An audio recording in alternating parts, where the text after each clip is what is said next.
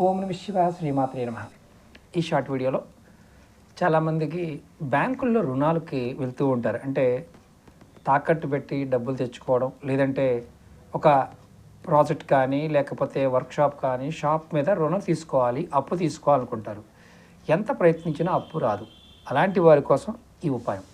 ఇది బుధవారం రాత్రి శనగలు దొరుకుతాయి కదా, పచ్చి శనగలు, వాటిని నానబెట్టి గురువారం ఉదయాన్నే కపిల గోవు అంటే నల్లగా ఉన్న ఆవుకు కనుక తినిపిస్తే గంగడోలు అంటే మెడ కింద ఉన్న భాగాన్ని గంగడోలు అంటారు, రెండు పక్కల ఉన్న భాగాన్ని గంగడోలు అంటారు.